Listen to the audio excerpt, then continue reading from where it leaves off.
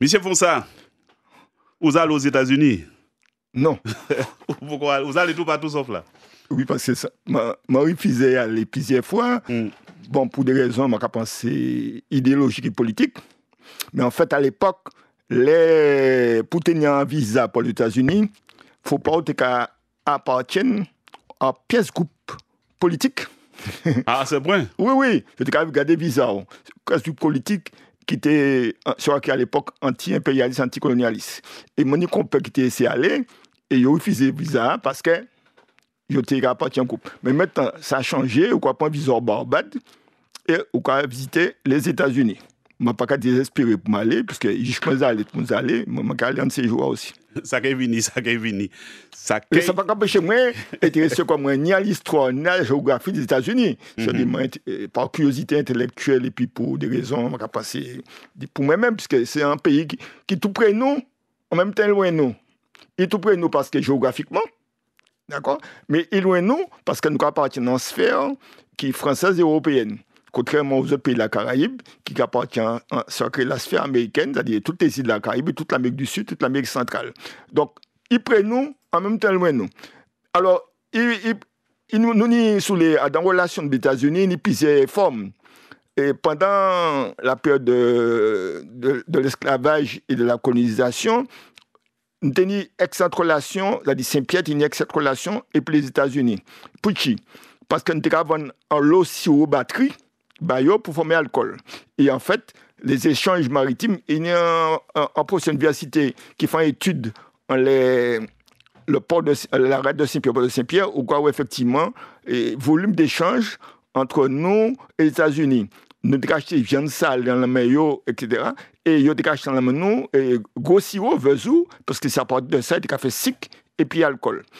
Le Luxembourg a montré bien, puisque pratiquement 50% des bateaux qui détruisent dans Rat Saint-Pierre, le Luxembourg, c'était des bateaux américains. Donc, on montre bien, les relations étaient étroites. Et au cas de musique là aussi, Biguinan, et quoi prend ça pas meg, un morceau, ça pas meg. Et pratiquement, c'est en Louisiane, en ragtime, c'est-à-dire en manière d'y jouer musique là. Donc, nous adoptons, mais regardez bien, Adam Biguin au fin du 20e siècle, début 20e siècle, c'est qui ça? C'est clarinette et puis trombone. En Louisiane, pour montrer bien relation nous et les États-Unis est très très important. Et puis nous avons deux éléments importants.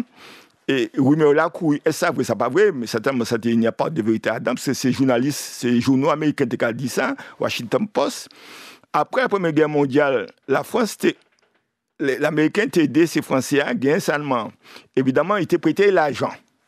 Et après la Première Guerre mondiale, il y a eu mieux de et Martinique et même en France, que pour rembourser cette dette-là, et la France, c'est qu'à Martinique, Guadeloupe, Guyane, aux États-Unis. Et moi, je trouve le document de l'époque, et il y a une série de réunions, de meetings au Select Tango Fort-France, et je fais un meeting pour dire nous parler et entrer en bas jouk américain. Alors, prétexte là, c'était qu'ils sont américains racistes, puisque la ségrégation existait aux États-Unis, américains racistes, tout parler. Ça, c'est après la Première Guerre mondiale. Et Liméric, qui était sénateur de la Martinique, évidemment, était en tête de liste. Et puis les élus de l'époque, la Gauzière, était en tête de liste, mais Fort-France, Victor Sévère, était en tête de liste, et pour refuser Barretta là. Est-ce que c'est en vérité ou en rumeur, mais n'empêche qu'il s'attend en tête, c'est Martiniquais. Et puis, il y a un deuxième élément important, après la Seconde Guerre mondiale aussi, même rumeur là, redémarrer. Parce que ça Américain a proposé en fédération caribéenne, qui a englobé toutes les îles de la Caraïbe, et la Martinique, la Guadeloupe, c'est Adam.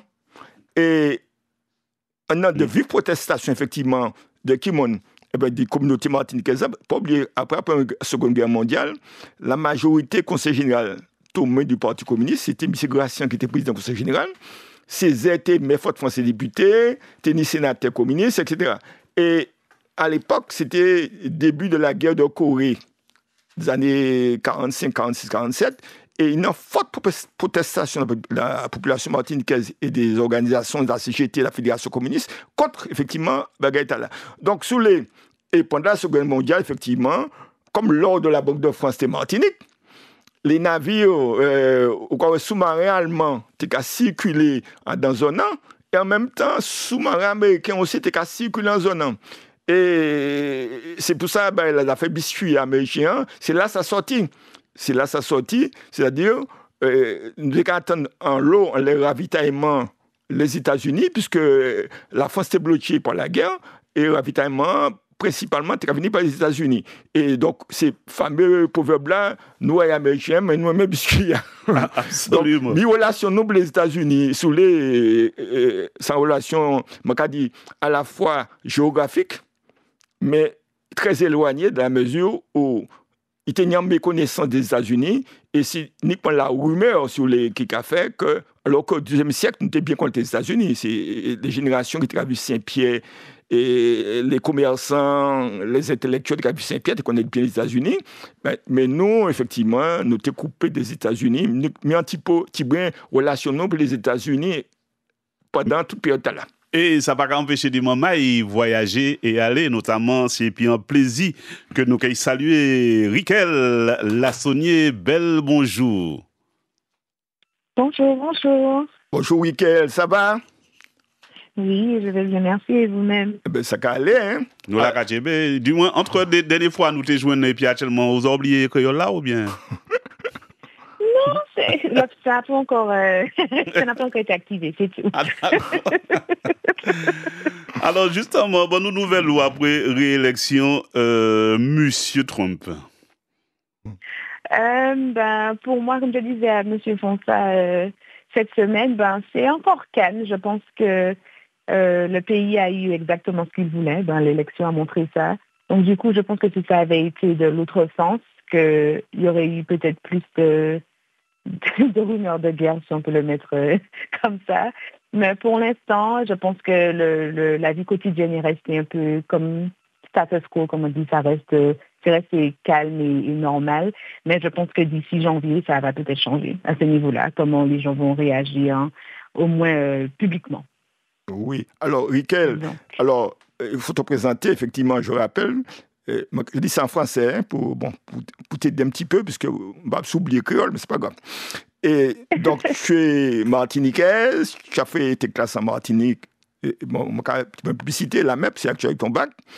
Et vous avez fait un premier voyage aux États-Unis en 2010, et vous avez été reçu par Mme Précope, qui était représentante d'Obama et conseillère d'Obama. Et vous avez été reçu, vous avez découvert les États-Unis à travers, évidemment, vos déplacements, surtout à Washington, D.C., etc. Et ensuite, tu as choisi, effectivement, avec tes parents, de faire des études aux États-Unis. Aujourd'hui, tu es avocate. Et en même temps, membre du conseil d'administration de l'Université d'Alabama. Alors, Alabama, explique aux gens où se trouve Alabama. Alabama se trouve au sud des États-Unis. C'est un État républicain. Au cours de l'université là où je suis, c'est une école qui est un peu qu'on appelle une école noire historique. Donc, dans ma communauté, je vois plus de personnes qui me ressemblent, mais une fois que tu commences à t'aventurer, tu vois un peu plus du mix.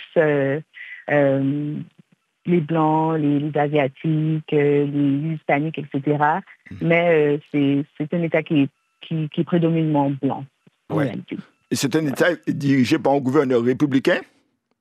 Oui. Oui.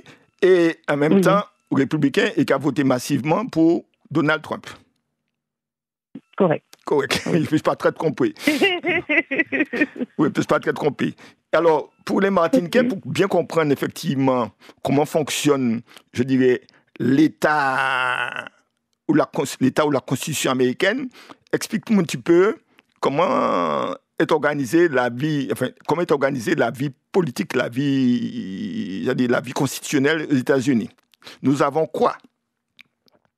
Alors, nous avons les trois branches distinctes du gouvernement, le pouvoir législatif, pouvoir exécutif et pouvoir judiciaire. Comme la CTM. Voilà. C'est un peu la même chose.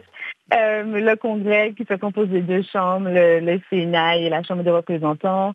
Au niveau de la Chambre des représentants, il y a chaque État de représentants en fait. Oui. Et ils prennent leurs décisions je ne sais pas si c'est pareil avec la France, mais donc au Congrès, tu auras un peu des deux partis. Donc, tu auras les républicains aussi, ceux qui sont démocrates. Et par exemple, cette année, niveau élection, les républicains avaient plus les places pour les deux chambres, en fait. Ouais, les républicains sont majoritaires dans les deux chambres. Dans les deux chambres, correct. Donc, à ce niveau-là, tu peux te dire que c'est comme si c'est un enfant qui rentre dans un magasin de bonbons, quoi. Tu vas avoir ce que tu veux, en fait. Donc, c'est pour ça, à ce niveau-là qu'on encourage vraiment les citoyens à pouvoir voter, puisque bien qu'avoir un président, c'est quelque chose, mais avoir un président aussi qui a ce pouvoir-là, qui donne un peu un reflet de rentrer dans un magasin de bonbons, c'est beaucoup de pouvoir à donner à une personne, en fait, quand on y pense. Donc, c'est pour ça que le vote est très important à ce niveau-là. Puis après, bien sûr, le pouvoir exécutif qui est le président des États-Unis, lui dirige, il est là pour un mandat de 4 ans, mais ils sont limités à 2. Donc, on a changé la loi, la Constitution restera pareille après ça. Mais normalement, c'est que 2 mandats. Et ils ont le droit le pouvoir du veto pour rejeter des projets de loi, bien que le Congrès, bien sûr, puisse contourner ce veto par un vote majoritaire de 2 tiers. Et je pense que bien qu'ils ont les votes sont déjà la majorité. Donc, je ne pense pas que il y aura beaucoup de temps en ce qui nous concerne. Puis bien sûr, le pouvoir judiciaire qui est à la branche, qui est dirigé par la Cour suprême. Ouais. Chaque État a aussi une Cour suprême. Alors, la Cour suprême est aussi des républicains, apparemment. À ce niveau-là, je ne sais pas trop, mais vu comment les lois d'auparavant, c'est plus traditionnel, donc plus aligné avec les vues, les idéologies républicaines. Donc, bien sûr, je pense que plus de lois seront en faveur de leurs idées. Mm-hmm. Mais normalement, chaque président essaie de laisser son empreinte, en fait. Mm. Mais on a ce mandat, le Biden et Harris, n'a pas pu vraiment changer grand-chose pendant leur temps-là. Donc, en fait, c'est pas quelque chose à voir, en fait, d'ici janvier. Oui. Mais moi, j'ai envie de savoir comment il est, c'est que nous quoi parler. Oui, pas de problème. Voilà. Oui, c'est nègres-là qui vivent en Alabama. Comment il prend justement, parce que Trump, d'après ça, m'en comprend, il a des propos quand même qui sont anti-gens très conservateurs.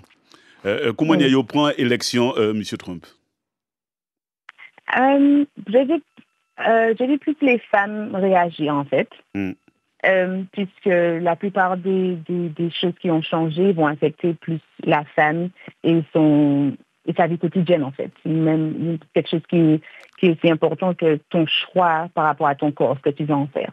Et donc, du coup, j'ai plus vu des femmes avoir des moments de deuil. Ça s'est vu sur les réseaux sociaux. Plus, on voyait que les femmes parlaient de comment ils vivent dans un pays où ils les détestent autant, en fait. Et de voir que d'autres femmes ont voté pour des idées, en fait, qui nous ramènent, qui enlèvent en fait, à peu près 10 ans, 20 ans de progrès qu'on avait fait pour que la femme puisse avoir certains droits, et de voir que en une élection, ils avaient un pressentiment de tout a été retiré, et elle se demande vraiment comment le futur sera pour elle. Alors, mais qui ça y a tiré pour que ces gens ici à comprendre, ils ont enlevé quoi justement aux femmes? Alors, quel droit? Ils ont retiré la loi à l'avortement, ils ont retiré la loi pour la contraception, techniquement. Donc, il n'y a pas encore d'exception s'il s'agit, par exemple, si quelqu'un a été violé, par exemple. D'accord. Et qu'il n'a pas voulu un enfant, c'est pas volontaire. Et il n'y a pas encore l'exception qui dit, à ce niveau-là, on pourra quand même te laisser avoir un avortement. Donc, on imagine bien quelqu'un qui est dans cette situation, ou même une mère qui voit un enfant, mais l'enfant grandit quand on est poussé dans l'un de ses... en anglais, on dit ectopique, je sais pas c'est quoi en français. Mais c'est pas une grossesse qui laissera la mère en bonne santé. Et il n'y a pas encore l'exception non plus pour ça. Donc, il y a beaucoup de choses, en fait, bien que on peut voir, en fait, l'idée derrière pourquoi pas d'avortement, ils veulent avoir plus d'enfants. Mais en même temps, c'est une loi qui peut passer et c'est maintenant l'enfant qui n'est pas encore né qui a un peu plus de droits que même la mère qui est en train de donner vie. Qui porte l'enfant. Ouais, voilà, qui porte l'enfant. Ouais. Et donc, on sait, pour les Noirs en particulier, ben pour eux, ils savent bien que c'est cette race-là qui est le plus affectée, en fait. Oui. Parce qu'il y a tellement de choses qui se passent déjà à ce niveau. La femme noire a déjà tellement de soucis en ce qui s'agit avec les grossesses, etc. Donc, de voir que certains Noirs vont empêcher d'avoir un accès médical qui pourrait même sauver ta vie à un moment donné, je pense que ça y ferait prédominamment la femme noire en réalité. Oui. Donc, cette élection était quelque chose de... On voit beaucoup de femmes parler. Je suis en deuil. Laissez-moi, j'ai besoin de temps pour m'y remettre de ce qui vient de se passer, en fait. Ah, donc là, vous êtes dans l'élection, vous parlez en monde, c'est radio en deuil. Et quand il y a une repelle, il y a un repelle du résultat. Du résultat, oui. Oui. Mais il y a quand même qui est important, c'est que l'élection de Trump est transversale, c'est-à-dire toutes les couches de la société américaine, masculine principalement et religieuse, indépendamment de l'origine, je dirais, ethnique ou sociale, d'accord, ont voté pour Trump. Quand on voit les écarts de voix entre Trump et Kamala Harris, en nombre de voix, pas pour le nombre d'élus, en nombre de voix d'abord, on se pose la question, comment il a pu monopoliser autant de voix, autant de personnes de différentes couches sociales, différentes d'origines sociales ou religieuses sur son programme. Michael? Oui, ça avait coupé, désolé. Oui.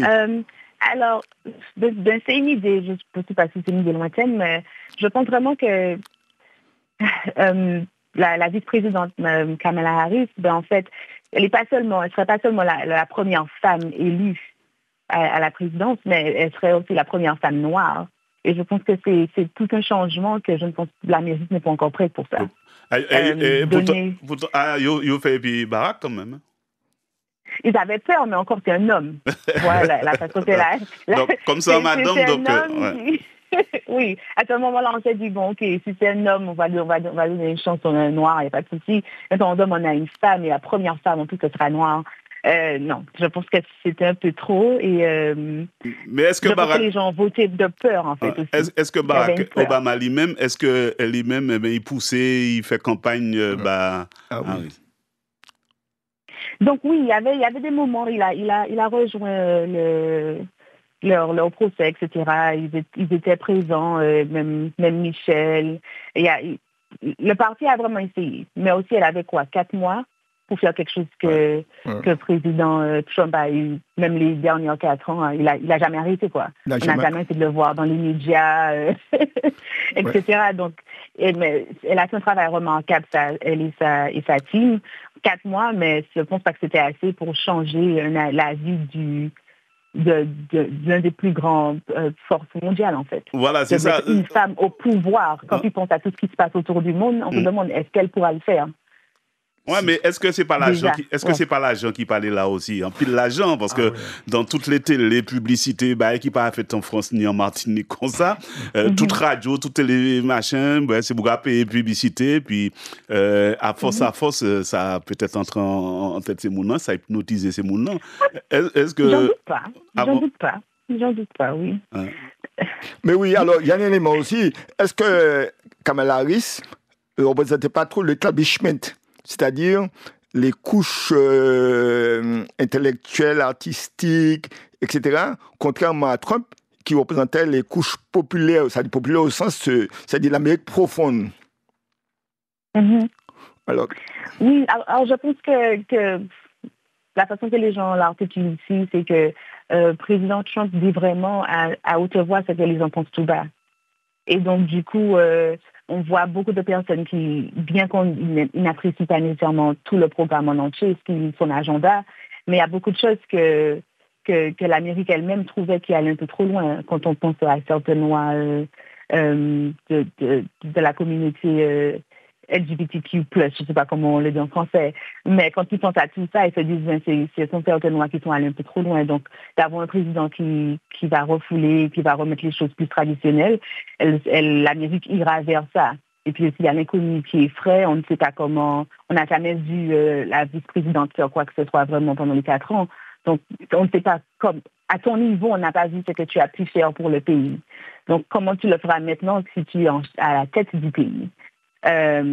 Et encore, bien qu'on n'aime pas tout un agenda, mais on a vu comment le président Trump a pu améliorer certaines choses pour certains niveaux. Et je pense que la majorité gagne à ce niveau-là. C'est les minorités qui sont toujours affectées, mais il aide en plus la majorité. Donc, il avait des gens comme, je pense, Elon Musk qui a aidé beaucoup à sa campagne. Mon l'argent.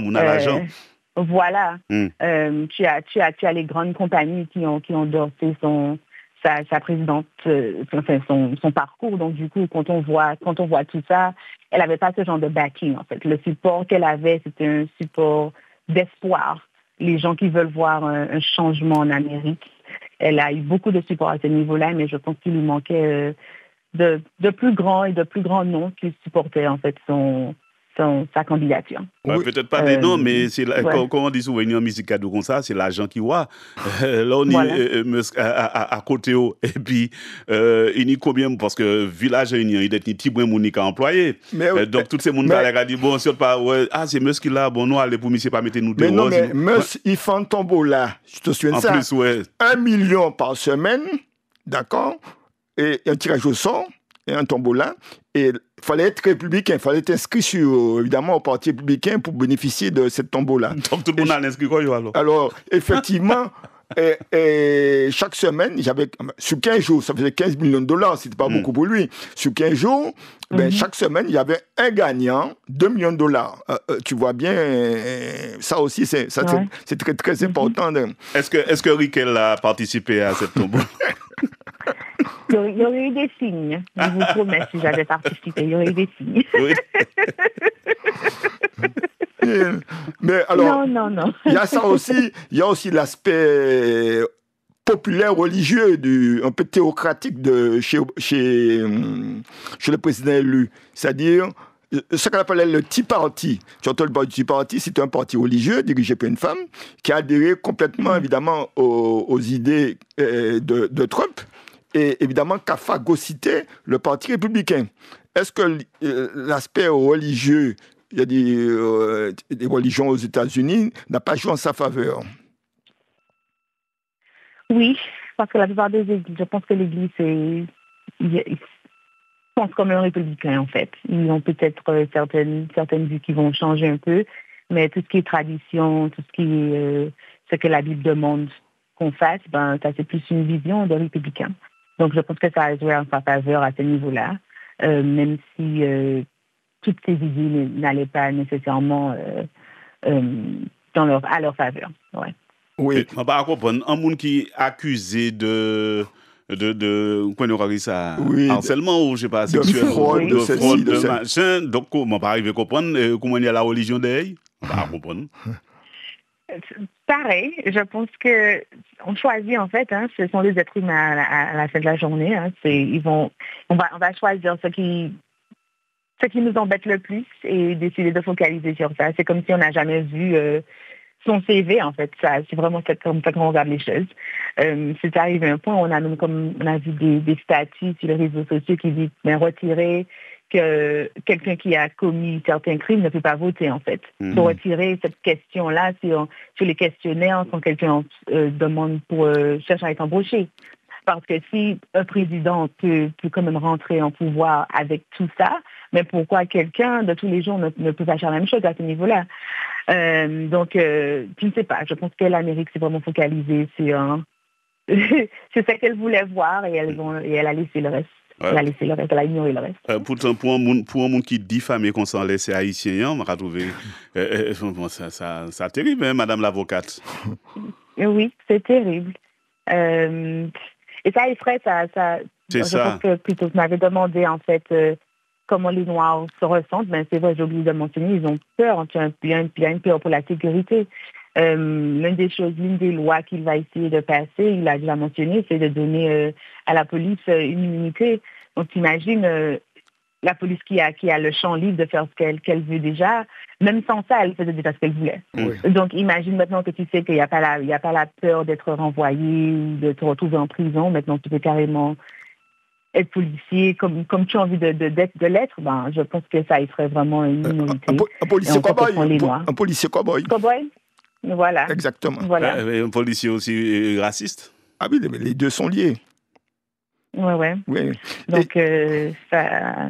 Alors, j'ai vu aussi, effectivement, que même la communauté latine, ça s'appelle les Latinos, les Cubains, l'Amérique centrale qui vivent là, qui sont très catholiques, d'accord, ont penché du côté de Trump aussi, sous prétexte que, au nom de la religion catholique, on ne peut pas voter, on ne peut pas faire ceci, on ne peut pas faire cela. Il y a un côté machiste et religieux, non?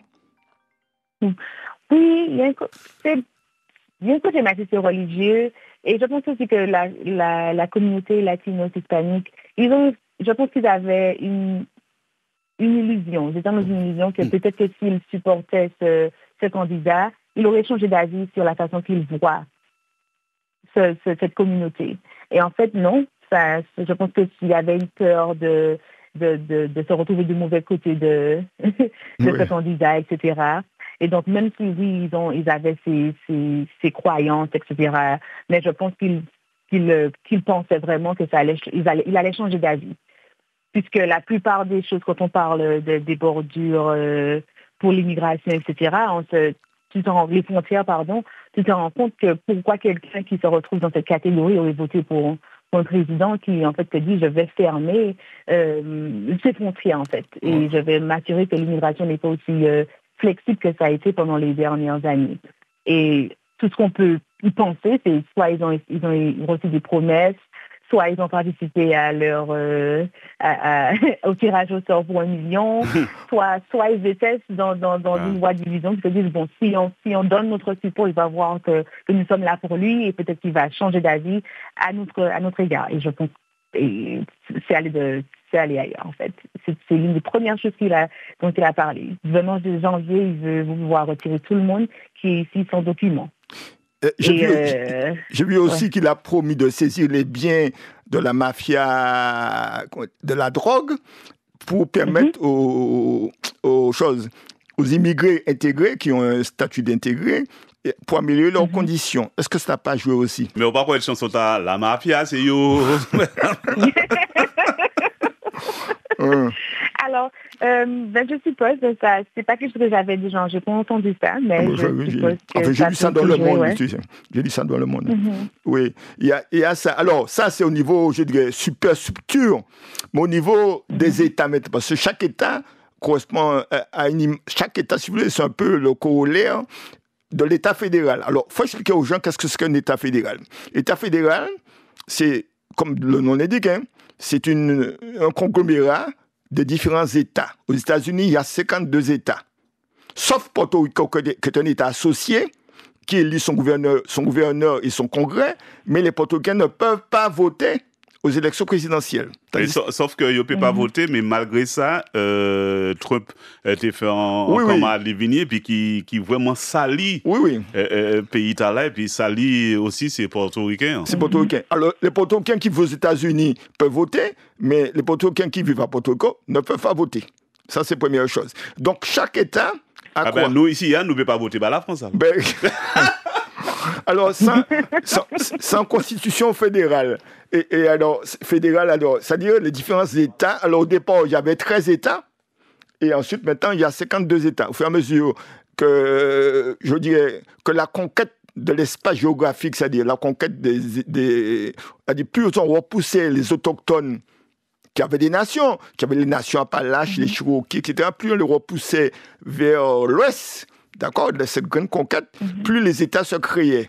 Alors, donc chaque État créé, évidemment, est à l'image de l'État fédéral. C'est-à-dire, nous avons un congrès, avec 2 chambres. Je crois que j'ai un seul État qui n'a qu'une seule chambre. Il est très petit, j'ai oublié le nom. Il y avait 2 chambres. Ouais, il y avait la chambre haute et la chambre basse. D'accord? Chaque État a ses chambres. Chaque État élit un gouverneur.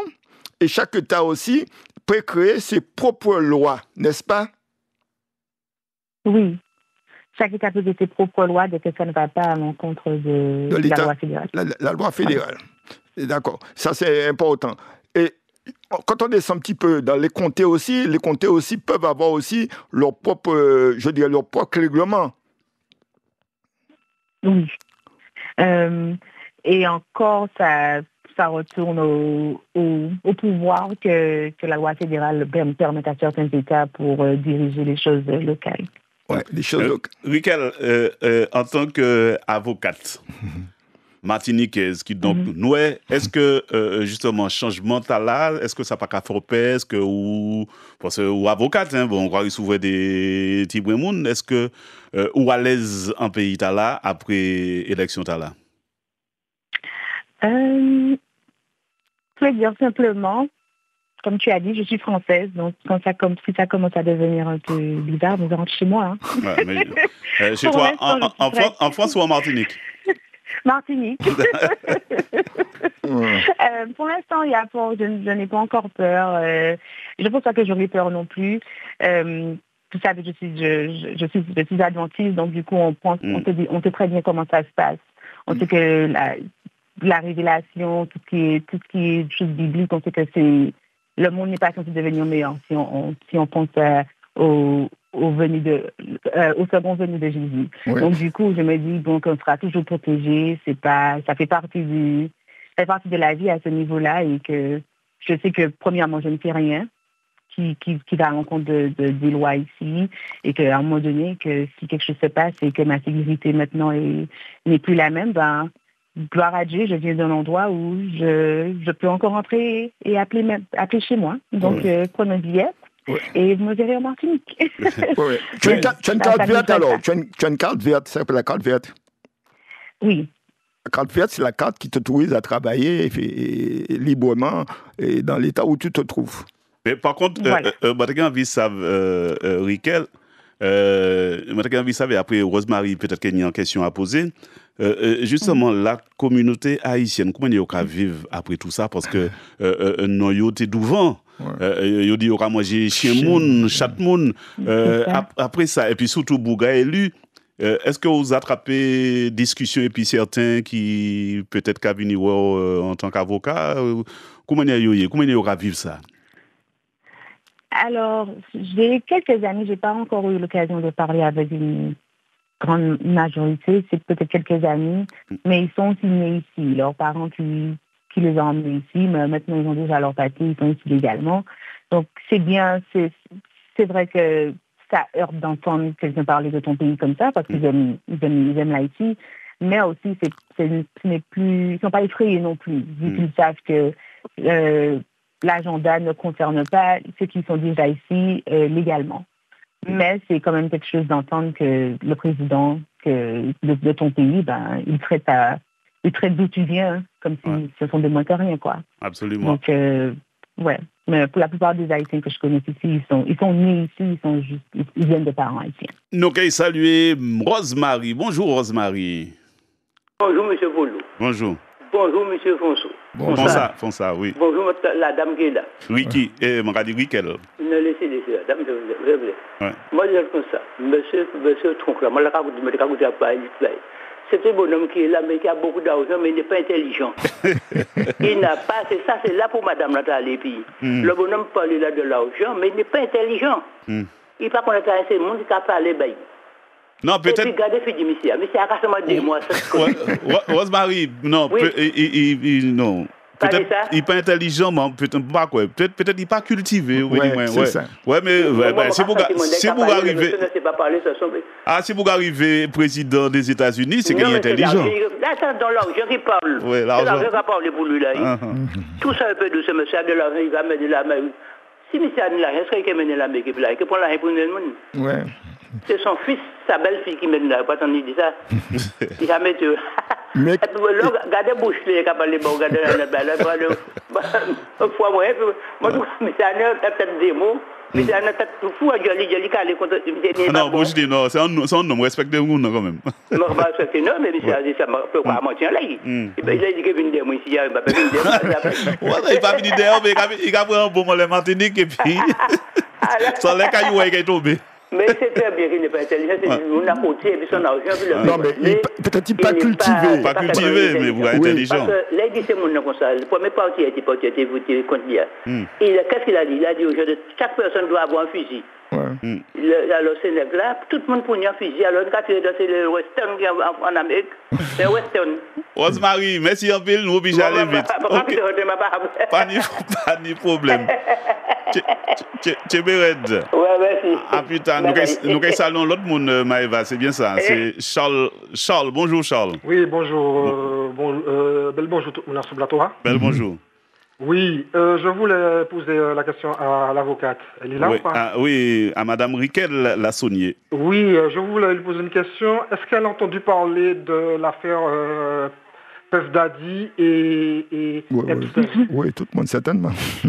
Alors, oui, on entend parler presque tous les jours, en sérieux et en blague.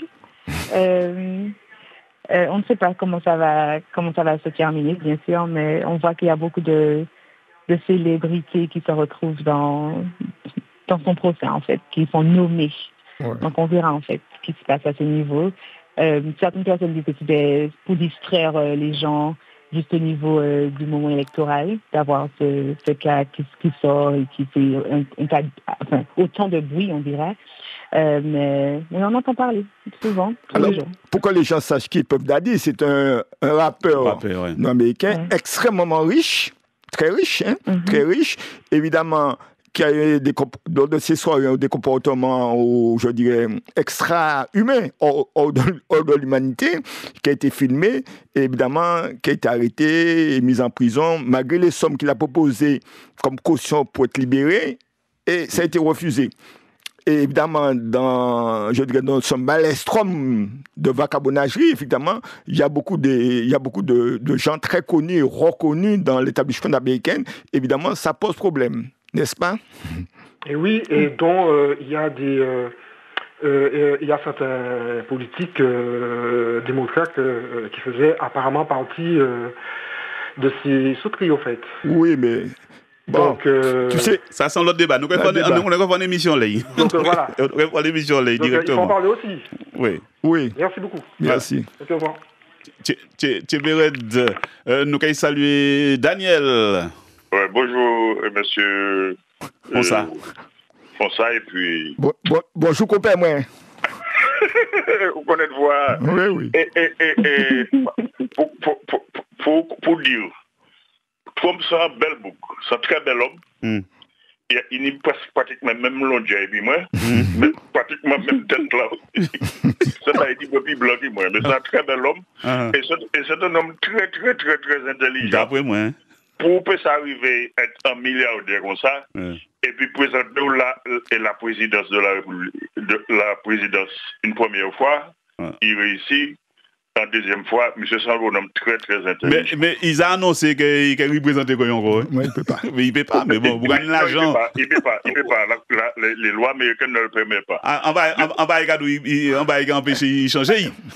Oui, mais et puis cette affaire de Daddy. Oui. Oh, papa. Ouais, on va aller nous là. Attends, c'est Madou. Oui. Si, parce que la justice américaine peut avoir 200 ans en prison, mais la justice a la possibilité de racheter l'argent lourd. Si il arrive à refuser monsieur qui a acheté l'argent lourd, c'est que ça fait très très très très grave. Tu comprends? Ça fait très très grave. Ah ben nous y en avocat là, oui, avocat Madei. Et puis question à monsieur Fonsa, un proverbe. Monsieur Fonsa, on va parler des relations et puis la Martinique et puis les États-Unis d'Amérique. Mais nous y a un proverbe populaire. Vie où et puis vie moins parce que peut-être moi né après. Mais moi connais proverbe là, mais que qui t'y en train de s'éteindre dans le parler populaire martiniquais. Bonne nuit. C'est-à-dire, ça va être une relation, et puis l'auto. Est-ce qu'on a changé à l'époque? Moi, je connais ça pour ça, parce que moi, je Ford, moi, Chevrolet Bel Air, moi, tous ces quatre l'auto là. Oui, parce qu'à l'époque, nous n'avons pas rien qui l'auto des États-Unis. Hein. Oui, c'était l'auto des États-Unis. C'est pour ça que je dis ça là, parce que pour la Martinique, pour les Martiniques qui ont écouté la Martinique première, savent que la relation, les échanges avec les États-Unis étaient très importants. Alors, longtemps, c'est mon gado. Ah, ben, là, ça va être 3 pédales. Ouais. Est-ce que ça qui est l'origine de 3 pédales, c'est 3 pédales. L'auto, on y accélérateur, frein, et puis embrayage, on va s'y poser. Ça va être un café moins cher, ça va être 3 pédales. Ça, pour tu as dit ça? À l'époque, c'était Chevrolet, c'était l'auto américaine, mais c'était l'auto des pédales. Ah ouais. Et puis là où la France commençait à prendre le pied, il parlait de l'auto américain centré ici, il prend le marché économique là. Alors il a commencé à rentrer l'auto français, mais c'était l'auto 3 pédales. Ah oui. C'est-à-dire, accélérateur qui a servi embrayage. C'était l'auto 3 pédales. Ouais, automatique. Et monde populairement, de cadeau, ça on est là, ça vient 3 pédales. Parce que c'est pas très habitué, et puis l'auto à bâton. Ah oui, ça c'est. Toute l'auto, c'était Ford française Inter, rien qui ça, hein, c'était. Ouais, mais c'était l'auto à bâton. C'était l'auto sans bâton. Ouais. Et l'auto française, c'était l'auto à bâton. On est à bois vitesse. Et puis, manière nostalgie des produits américains, c'est pas Bissouya. Ouais. Là, moi, mangé l'école, sandwich, et puis fromage pas de grâce. Mais tu te dis, moi, c'est un fromage américain. Et puis, nous tenions un jambon, nous étions au s'ouvrir, que nous pas ça oui. C'était un jambon qui était dans sac en toile. Et c'était un jambon qui était sorti des États-Unis. Oui, il était enveloppé dans un papier en toile, il était mis en couche pratiquement de marron, c'est-à-dire, c'est empêché. C'était, je crois que c'est jambon Noël, mais il était venu des États-Unis. Ouais, mais ça était très bon, jambon. Ah ouais. Ah bon? Ou pas un même méritien, ou un jambon méritien. Ouais, d'accord. Et puis, bon, un épisode. Bon courage. Merci. Daniel. Merci, Arlo. Nous allons saluer et puis remercier Riquel. Il peut continuer après, s'il est. Riquel, une petite question historique. Enfin, j'ai découvert que. Mais réponse rapide, hein, parce que j'ai découvert que Trump, c'était le deuxième président américain à avoir fait 2 mandats. Et avant, ça n'existait pas. Il y a 2 qui a fait 2 mandats. Je vois un premier président américain qui s'appelle Cleveland, 1884, qui a été battu en 88 et qui a été élu en 92. C'était un républicain. Et Trump, c'est le deuxième président qui a été élu 2 fois. Ah bon? D'abord, Barack, c'est français alors? Obama a fait 2? Non. C'est-à-dire qu'il a été battu et qui a été réélu. Ah d'accord, ok. C'est différent. Ah, ok. Qui a été battu et réélu. Nous allons saluer l'autre moment, mais écoute, Ali au Canada. Au Canada, nous allons dire bonjour, c'est Yanus Joséphine Sorfait. Bonjour. Nous Kachembe. Comment nous avons fait fouette, mais nous avons regardé de niveau soleil. Ah, niveau soleil, mais c'est 0 degré. Ça donne. 0 degré, ça donne. Le soleil, pas de problème. Et Riquel, il fait quel temps chez vous? Du moins. Il est un peu gris. Il fait gris. Gris et un peu beaucoup de pluie ces temps-ci. Mais il commence à faire froid. Je ne pas comprendre. Ouais, Riquel. Il a fait fouette. Et quoi dans le frigidaire? Oui. Ouais, mais Riquel et puis Yannis, je ne pas comprendre les autres parties, les autres voyager, les autres tout ça qu'il faut, mais vivre un pays, il n'y a soleil, ni l'enmer, il n'y a grève. Il dit tout ça, notre panier. Mais oui, on retourne plusieurs fois. On retourne pour Noël, on retourne voir la famille, on retourne bien manger, bien sûr. Ouais, aussi. Yannis, bonjour, ça va? Mais ça va. Ça va, donc nous sommes. Alors, il y a Martinique, il y a Riquel Lassonnier qui est avocate à Alabama, et il y a toi, évidemment, qui est consultant au Canada. Oui. Donc, on a commencé... Mais consultant de quoi? Parce que moi, c'est un consultant football, ils sont consultants. Je suis consultant en gestion de contrat, donc je suis juriste et puis je travaille pour un organisme public qui est propriétaire d'une nouvelle ligne de métro pour Montréal. Ah oui. Donc tu es l'ingénierie juridique. Je suis paralégal, comme on dit ici. Comment on dit ça, hein? Paralégal. Juriste d'entreprise. Paralégal, oui. D'accord. Juriste d'entreprise. Ouais. Alors, on peut parler en français, on peut parler créole, puisque pour que tout le monde comprenne ça, tout le monde comprenne ça, nous a dit, hein? Évidemment, tu vis aux États-Unis, ou quoi vivre au Canada, et le Canada, nous savons bien, c'est la porte des États-Unis. C'est-à-dire, ce qui est intéressant, les Canadiens qui ont ça, en fait, c'est les chutes de Niagara qui les séparent des États-Unis. Parce que quand tu es dans les chutes de Niagara en hauteur, tu vois en face Detroit, n'est-ce pas? Et le fameux lac, c'est le lac Erie qui sépare évidemment les deux frontières. Et alors, comment les Canadiens, comment la communauté, je dirais, hors canadienne a vécu, ou les Canadiens aussi, ont vécu l'élection de Trump?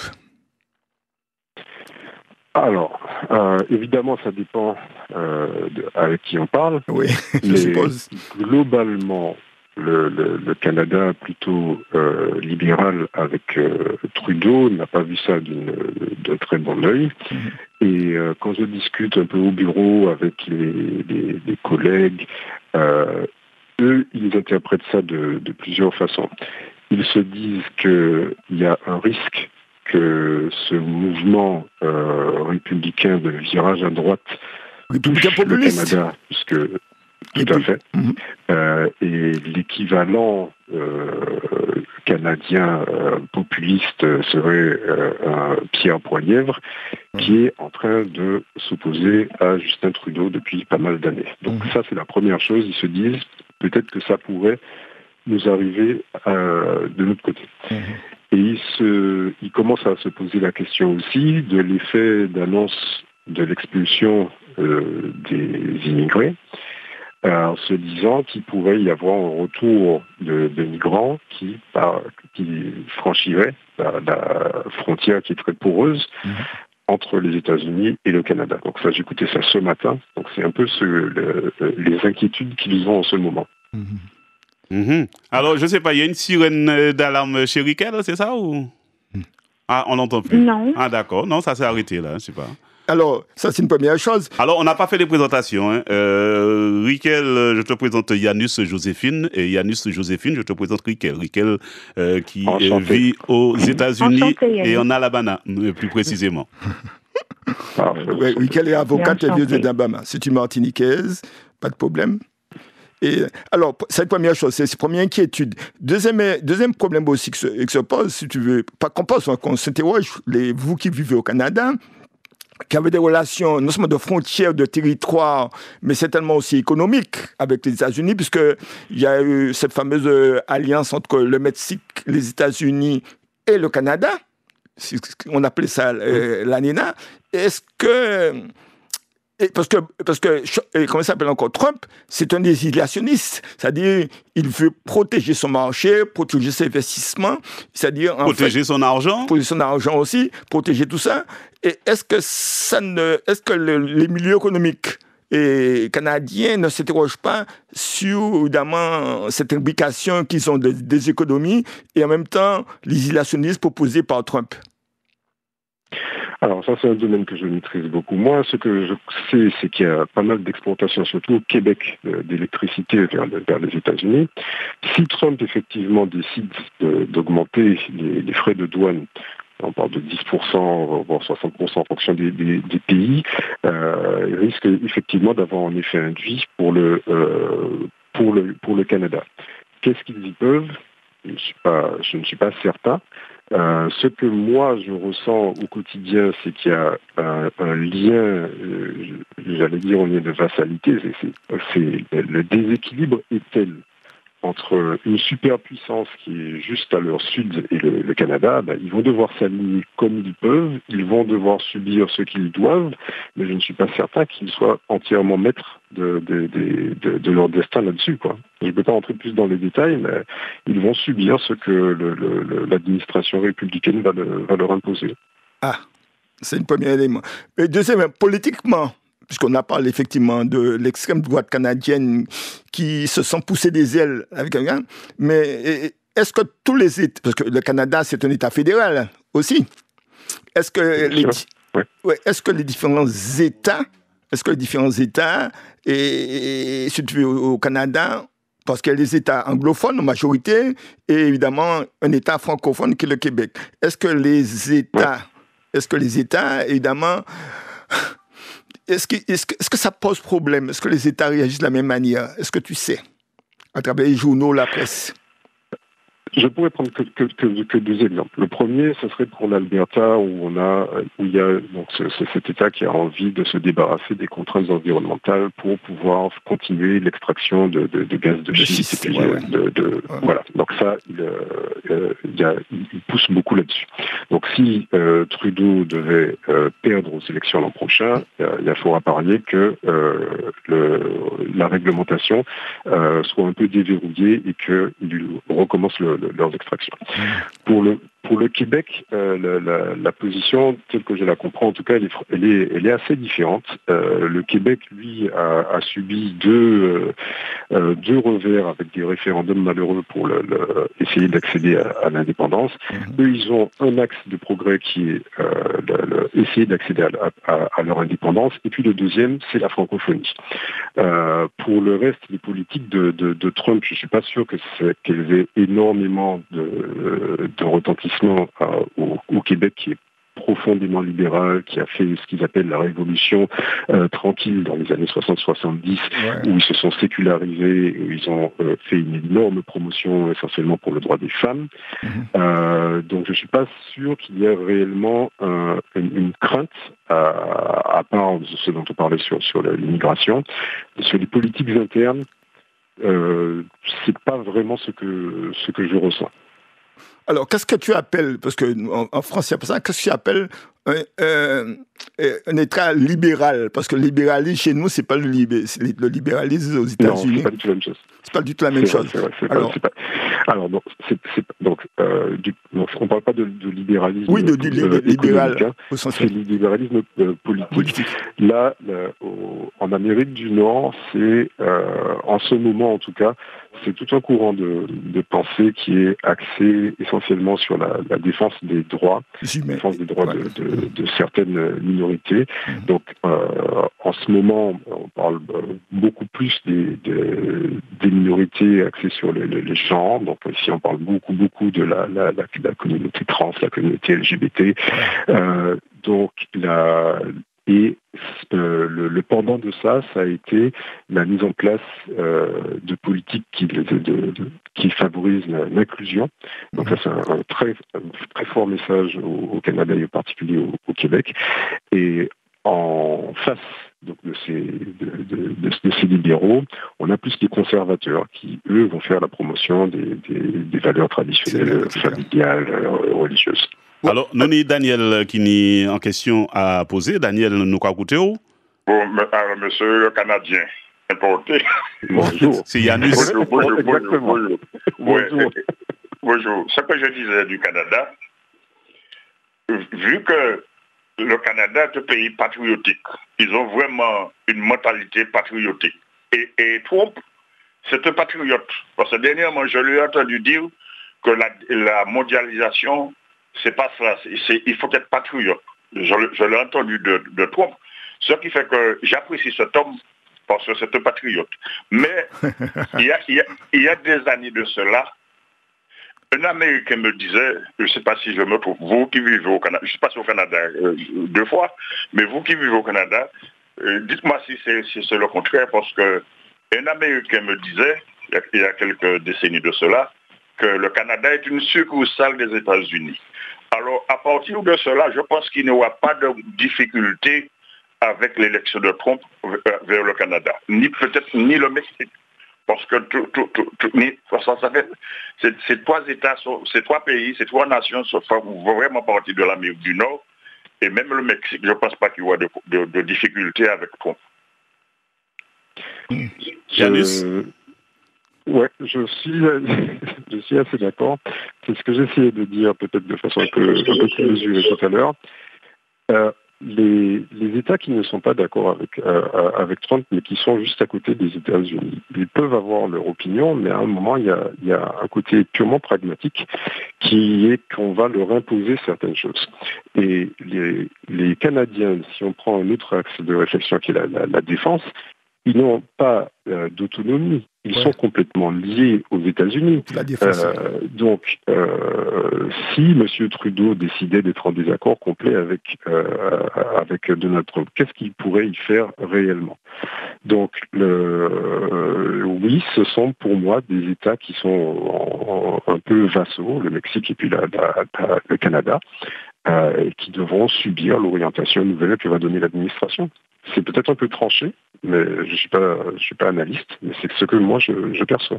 Il y a eu un cas, la fille du propriétaire de Huawei qui avait été arrêtée, tu te souviens, au Canada, est expulsée vers les États-Unis sous prétexte qu'elle avait enfreint les règles pas de visa, etc.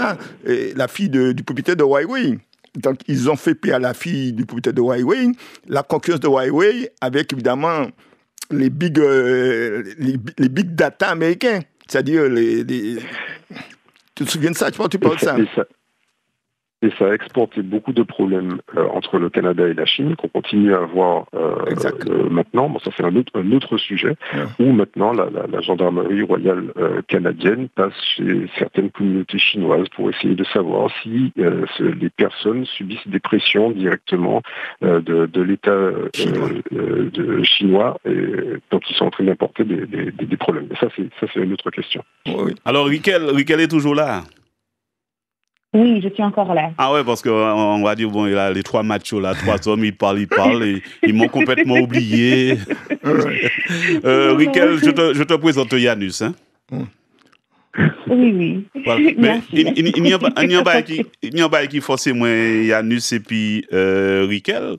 C'est que les autres qui parlent, les autres pas ni famille Martinique, les autres pour voir un petit bonjour à la famille les autres. Ah, mais ça va façon de le faire, en fait. Ben oui, Rickel, n'hésitez pas à dire que les autres vivants, quand il y aura une autre carton, nous, là, peut-être que le téléphone dans lequel on est allé pour les autres. Rickel, Yanus, je vous ai entendu, mais vous n'avez même pas renvoyé un petit bonjour pour la famille. Hein, mais coucou à la famille Lassonnier, particulièrement maman et papa, Daniel et Ricky et Daniel, mon frère. Voilà, et c'est des mondes qui côté? Oui. C'est des mondes qui côté? Ils sont je sais avec maintenant, Ravine-Vilaine. Ravine-Vilaine. Mais ils sont de Sainte-Marie, toi, pas de Sainte-Marie. Ils sont de Sainte-Marie, mais ils habitent maintenant. Maman et papa habitent à Ravine-Vilaine. Oui. Et la famille Joséphine, ça c'est Rivière-Pilote? Ah, exactement. Rivière-Pilote, la République bientôt autonome de Reagan. Oui. Donc, les Joséphines à Reagan, Rivière-Pilote, donc je salue mes parents, ma soeur Mireille qui habite juste à côté, mais j'ai mon frère qui s'est expatrié en Guadeloupe. En Guadeloupe. Ça belle aussi, ça belle. Oui. Ah ouais, mais il y a moins de neige.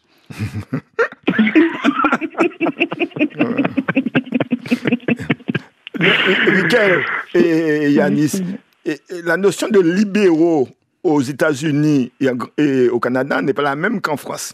Est-ce qu'aux États-Unis... Alors, pour ces gens qui écoutent nous, parce que parfois, une idée de gens qui écoutent nous aussi dans les Chimbo, le haut des libéraux, ce n'est pas ailleurs central. Hein. Oui. Aux États-Unis et au Canada, les libéraux sont plutôt taxés de gauche, je crois. Rickel? Ils sont taxés de gauche. Honnêtement, je ne sais pas. Je ne connais pas la réponse à ça. Ouais. Et Yanis? Oui, tout à fait. Oui, les progressistes sont de droite et puis les libéraux, mais encore une fois, on parle de libéralisme social. Social, oui. Pas libéralisme économique, oui. C'est pas la même chose. C'est pas la même chose. C'est la même chose, etc. Et donc, si tu veux, le point de vue de Rickel en Alabama et ta perception de l'élection de Trump au Canada, je pense se rejoignent dans la mesure où tous les deux disent, voilà, Trump était élu sur une base populiste, je dirais, ok. Deuxièmement, il a su fédérer autour de lui toutes les communautés, d'accord. Mais troisièmement, le fait aussi que les économies entre le Canada, le Mexique et les États-Unis sont très imbriquées, et il y a certainement des répercussions, si tu veux, sur la vie économique et la vie sociale et la vie politique, évidemment, de cette zone géographique. Surtout, comme tu dis, le Canada n'a pas d'armée de défense capable de contrer, hypothétiquement, une agression extérieure. Il est sous la protection, le Canada est sous la protection militaire des États-Unis, premièrement. Deuxièmement, le Canada a des régions extrêmement riches, si vous voulez, en gaz naturel, en pétrole, en gaz de schiste, si tu veux, extrêmement riches, et qui sont intéressés, évidemment, les grandes sociétés américaines. Et troisièmement, je me souviens, à une époque, ils étaient même prêts à privatiser les lacs canadiens pour vendre de l'eau à l'ensemble d'Amérique du Nord et d'Amérique centrale. Donc, si tu veux, tout ça fait qu'il y a une série d'interrogations que pose l'élection de Trump, n'est-ce pas, si je ne me trompe? La question, elle est pour qui? Pour toutes les deux. Première qui répond, non? Je cède mon temps à Yann.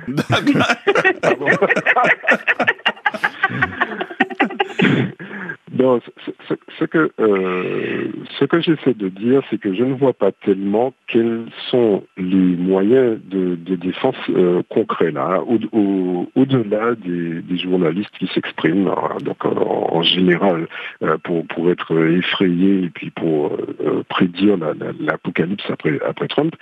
Ok, très bien. Ça c'est la perception, ça c'est le discours. Mais de façon pragmatique, je ne vois pas tellement. Je n'arrive pas à identifier les leviers de négociation que le Canada pourrait opposer aux États-Unis. C'est tout ce que j'essaie de dire. Ouais. C'est-à-dire, il y a telle implication que le Canada ne pouvait pas s'opposer aux États-Unis. C'est tout, en clair. Après, il y aura certainement des effets de manche, on peut faire de grandes déclarations, mais dans les faits, s'il y avait des révisions d'accords commerciaux, je ne vois pas tellement ce qu'ils pourraient faire. Si les États-Unis décidaient de leur demander de contribuer beaucoup plus à un effort de défense, soit de façon budgétaire, soit en augmentant les mobilisations des troupes, on sait que Trump est très transactionnel quand il parle de la contribution des États européens aux dépenses de l'OTAN, par exemple. Et je crois que c'est ce qu'il a fait vis-à-vis du Mexique, qui avait des ambitions d'implanter des usines d'automobiles chinoises chez eux. Le projet a capoté très rapidement. Donc, quand on a quelqu'un qui a un style extrêmement autoritaire et qui impose, si on n'a pas de vrai levier en face, on ne peut pas s'attendre à avoir beaucoup de bienveillance de la part de quelqu'un qui s'affiche essentiellement comme étant le défenseur de la cause américaine en priorité, quoi. Ouais, America Gritos, Riquel, alors... le mot de la fin pour Riquel, et puis Riquel le boudin déjà prêt, il est pâté, il y a tout ce qu'il faut pour passer un bon la Noël Martinique. Un bon la Noël? Il faut te demander ça de Martinique pour Noël alors. Ah oui, obligé. Même bagaille là pour Yanus, Yanus. C'est déjà prévu, le billet est prévu, hein. Bien sûr, bien sûr. Pas de problème. Alors Riquel, ta conclusion, c'est-à-dire... America Gritos ou America... Comme tu penses? L'Amérique va agir avec les conséquences de ses choix, en fait. Hein. Et celle-là, ça nous dira et nous montrera, en fait, la gravité ou les bénéfices de ce choix. Il a raison, il n'est pas américain, il est martiniquais. Donc... c'est ça. mais comme il a vécu là, il a mangé là, il a dormi là, il a vécu là, c'est dit ça, avocat, tu vis. C'est pas comme en France, avocat, c'est avocat, c'est privé, c'est-à-dire tu vis de ton travail. C'est tout. C'est ça. Et tu défends évidemment toutes les causes. C'est tout. Oui. Eh bien, Riquel, merci en pile, Riquel Lassonnier, merci en l'eau, en chai, et puis à très, très, très bientôt. À très, très bientôt, et merci encore. Non, merci pour nous. Hein, c'est nous qui merci, si vous dites nous. Yannus, Joséphine, ça y est, c'est fini, ou pas qu'à Qatar encore? Au Qatar, c'est ça aussi. C'est belle mémoire. Non, Qatar, c'est terminé. Ça loin d'ailleurs. Alors, vous passez bon moment quand même au Qatar.